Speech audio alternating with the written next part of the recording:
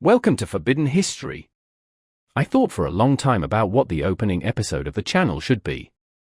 I decided that it would be best if we dealt with the ancient origins of the Bulgarians and tried to chronologically trace the events that led to our formation as a people and a state. Because what better start than to trace the beginning?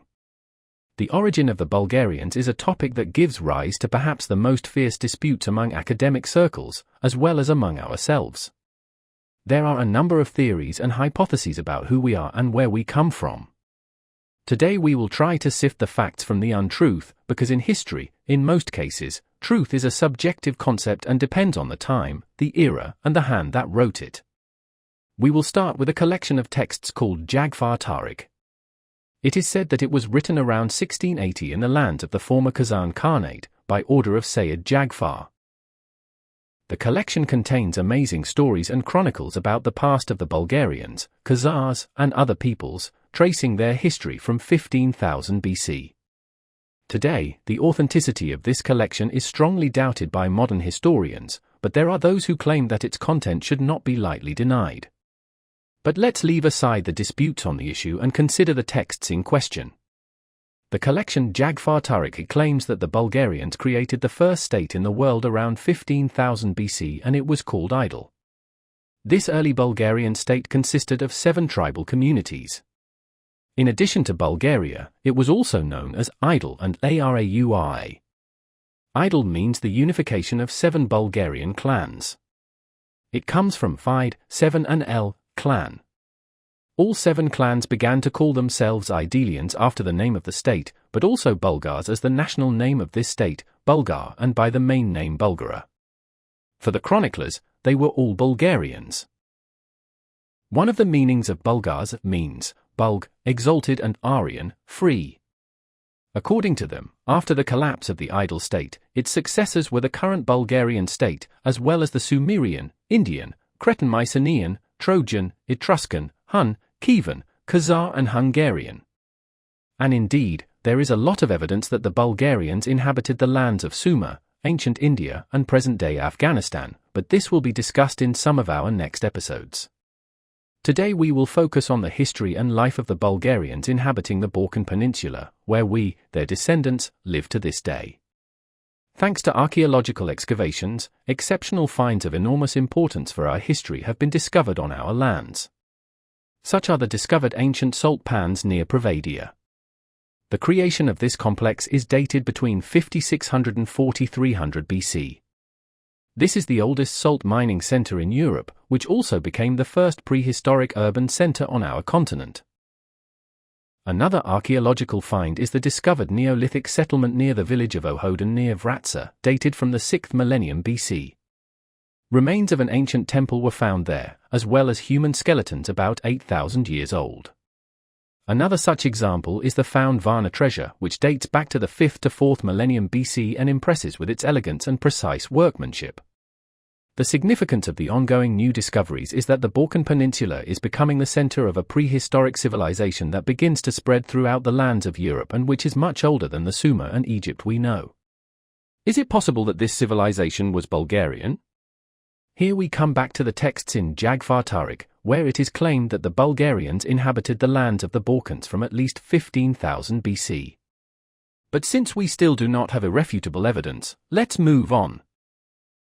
The oldest attested civilizations on the territory of the Balkans are the Mycenaean and the Minoan, which existed between 2600 and 1100 BC.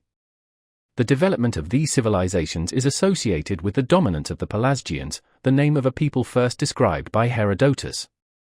He testifies that the land called Greece in his time was in the past called Pelasgia. In his work Geography, Strabo adds that in ancient times all of Greece was inhabited by Pelasgians. Pliny the Elder is clear and precise, writing in his book Natural History that the Peloponnese bore the name Pelasgia. In his works on the Peloponnesian Wars, Thucydides also defines the Pelasgians as the most ancient inhabitants of Greece. The testimony of the Roman historian Pompey Trogus provides interesting details in his epitaph of the Philippic history, defining the Pelasgians as the most ancient population of Macedonia and adding that their country bore the name Paeonia. Strabo claims that Thessalian Epirus belonged to the Pelasgian tribes. There were even Pelasgians in Asia Minor, with Herodotus identifying Plakias and Skylica as their home, which are settlements in the lands of present-day Turkey. The Pelasgians also inhabited the ancient island of Crete. There they were apparently the noble class of Minoan society because Strabo calls them God-fearing.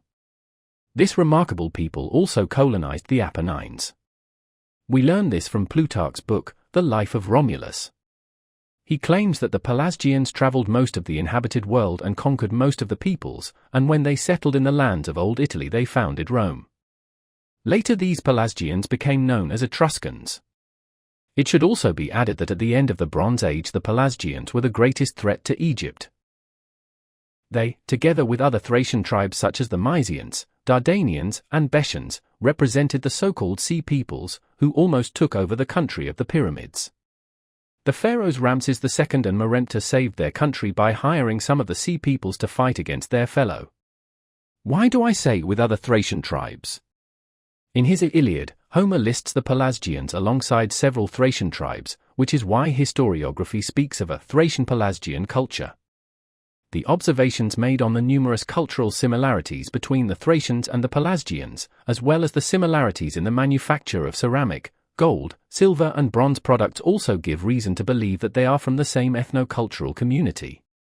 These data eloquently testify not only to the power of the Pelasgians, but also to their large numbers. We have seen that Pelasgians existed in southeastern Europe, Asia Minor, Egypt, and Central Europe. Then how come these people suddenly mysteriously disappear from the historical scene and are never mentioned again? I fear the Danans, even when they bring gifts. These are the words of the priest Laocoon when he sees the Trojan horse sent behind the walls of Troy. Who are these Danans? Herodotus and Pliny the Elder claim that the Danans, from whom the ancient Greeks are descended, actually came from Africa and came into conflict with the local Balkan population in the Peloponnese and assimilated it. Many were killed, and some managed to escape to the north. According to Strabo, in ancient times before the arrival of the Greeks, all of Hellas was a settlement of barbarians, and Attica was once ruled by the Thracians. Aeschylus describes the Greeks as dark-skinned and, coming from Africa, conveys the words of the Pelasgian king to the Danans, "You do not resemble the people of our land, but rather you are like the Libyans, or even like the people living along the Nile River." In support of the ancient historians, modern genetic studies also come, which categorically show that the ancestral homeland of the Greeks is Africa. There is no doubt that some of the surviving Pelasgians found refuge in the Rhodopes and Pyrrhene, far from the African invaders. This is not surprising given the fact that the Thracians and Pelasgians are related peoples. But let's see what the Danans do in the newly conquered lands. Complete assimilation of the local population has begun. The Danans borrow their religion, culture, and writing from the Thracian Pelasgians. The so-called Greek god Zeus is actually a Pelasgian deity. Homer calls him Zeus Pelasgian Dodonian. Ars, Dionysus, Demeter, Cybele, etc., revered by the Greeks, are actually the ancient Thracian gods Pleister, Bacchus, Mamuzina, Cupsula. Diodorus Siculus claims that the Pelasgians were the first people to use the Cadmean, also known as the Phoenician letters, and that is why they are also called Pelasgian. According to Pliny the Elder, it was not the Greeks, but the Pelasgians who spread the alphabet all the way to Latium. This apparently happened at the time when the Pelasgians conquered the tribes of the Apennine Peninsula and founded the Eternal City, Rome. The so-called Greek cities were also not founded by the Greeks. Let's take Athens for example. The entire Acropolis before the arrival of the Danans was called Pelasgian, i.e., the place of the Pelasgians. Another important ancient city, Thebes, was founded under the name Cadmea, in honor of Cadmus, leader of the Phrygians, who were a Thracian tribe. The city of Maroneia was also not founded by Greeks, but by Maron, who was a legendary king of the Thracian tribe of the Ciconians.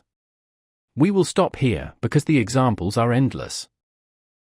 As a result of the extremely aggressive policy of assimilation, within a few centuries the Thracian Pelasgian culture was erased, and in its place the Hellenic appeared, and the local population began to call itself Hellenes or Greeks. We must admit that this approach to assimilation was extremely resourceful and productive, since in practice no fundamental change occurred for the local population. They basically retained their language and gods, only with changed names.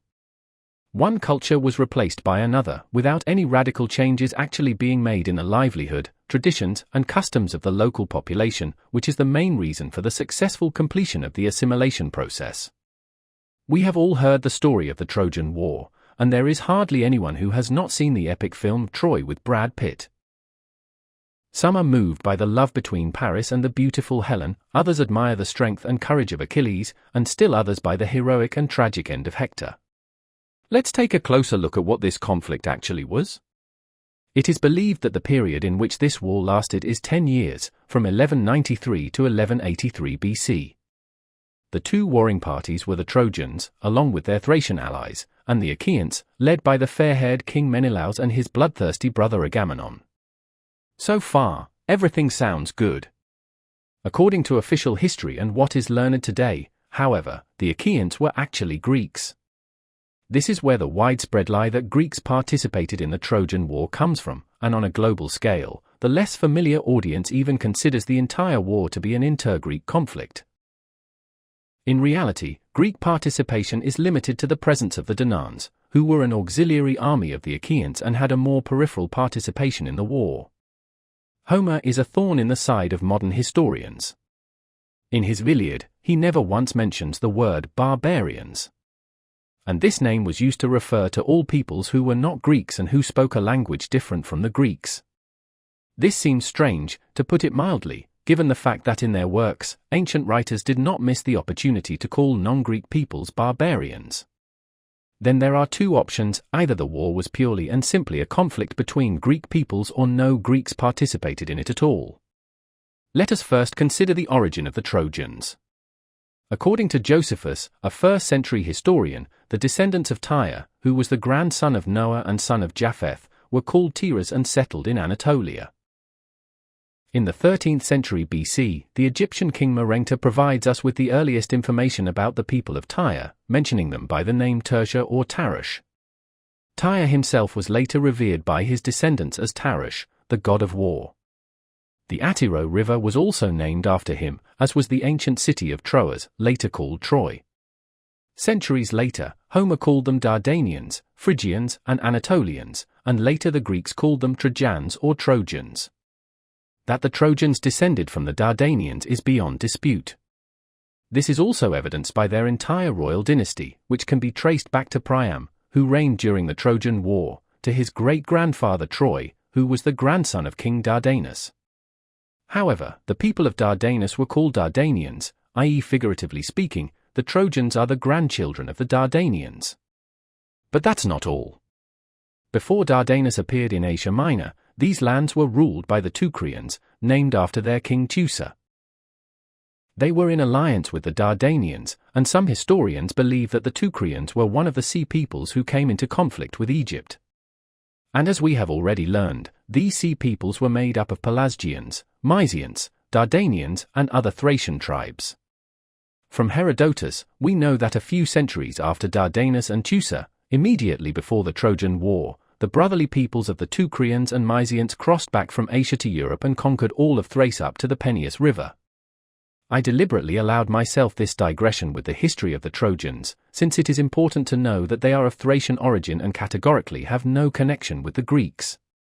Now let us consider the origin of Troy's enemies, the Achaeans. Of the three names, Achaeans, Hellenes, and Greeks, the oldest is that of the Achaeans. In the Hittite chronicles, the country of Achaea, or as it was known then, Achaeava, was first located not in Greece, but in Anatolia, which is located in Asia Minor and in ancient times was home to the Thracian peoples Phrygians, Mysians, Bithynians, Teucrians, etc. Modern scholars naturally do not agree with this localization of the home of the Achaeans, because in such a case, Asia Minor should abound in Old Greek names of cities, places, and rivers, and such do not exist in the period in question, in which the Hittites report about Achaea. However, current scholars also face another problem. In his works, Strabo claims that in ancient times all of Greece was inhabited by barbarians, i.e. Negroes, and the whole Peloponnese, where the Achaeans Menelaus and Agamemnon reigned, was settled by the Phrygians of Pelops. Sophocles also admits this, defining Agamemnon's father as a descendant of Pelops, who was a barbarian Phrygian. So if we follow simple logic, we come to the conclusion that the Achaeans are not Greeks, but descendants of the Phrygians, who were a Thracian people.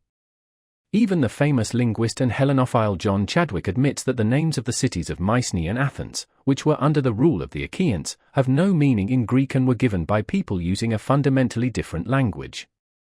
And earlier we learned that these cities were founded by the Pelasgians and Phrygians, who were Thracians. We have also reached perhaps the most famous hero of the Trojan War, Achilles. From Homer's testimony, we know that Achilles was the son of the Myrmidon king Peleus and his wife Thetis. Thetis predicted to her son that he could live long and ingloriously, or he could become famous, but would die young. Achilles chose the latter and joined the Achaeans against Troy. There, after many exploits, he met his death, struck down by the arrow of the Trojan Paris. Subsequently, the memory of this hero was honored for centuries. In the Thracian possessions, not far from the Danube Delta, there was an island considered a sacred place of Achilles, and according to Pomponius Mela, the remains of the glorious nobleman were buried there. The 2nd century traveler Pausanias says that a temple and a statue were erected in honor of the hero at this place. On the opposite shore of the Black Sea, in the lands called by Theophanes Old Great Bulgaria, is the Stadium of Achilles. Also on the territory of Old Great Bulgaria are the settlements of Achilleum and Myrmikion. In Old Great Bulgaria there is another place associated with Achilles.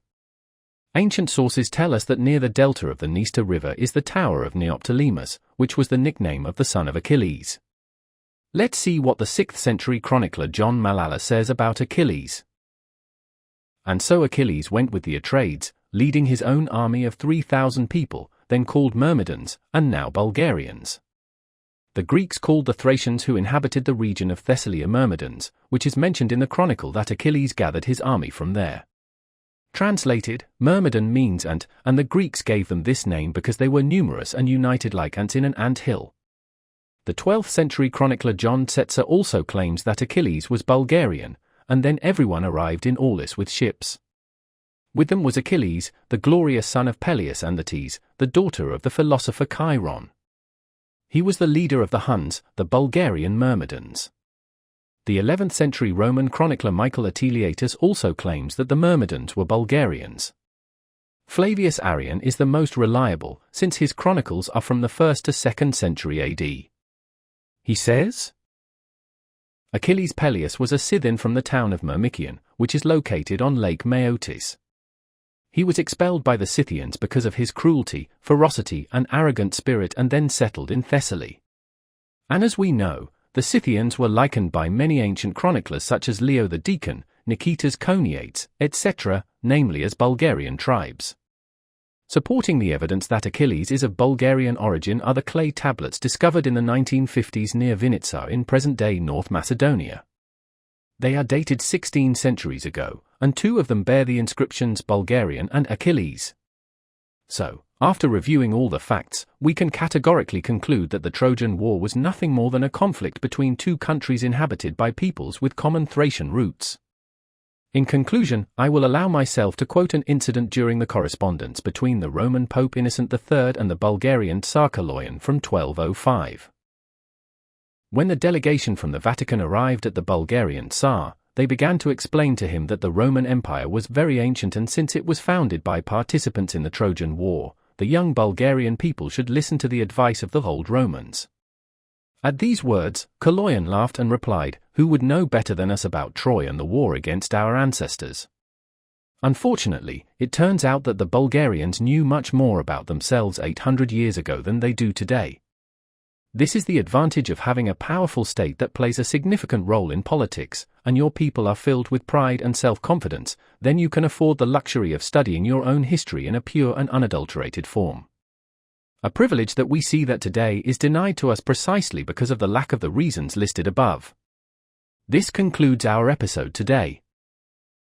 In the next part, we will take a closer look at the history of the mysterious Thracians and find out why they didn't actually call themselves Thracians among themselves. Thank you for staying until the end of this video. If you like the content, please subscribe to the channel and don't miss our new episodes, from which together we will learn more about our forbidden history.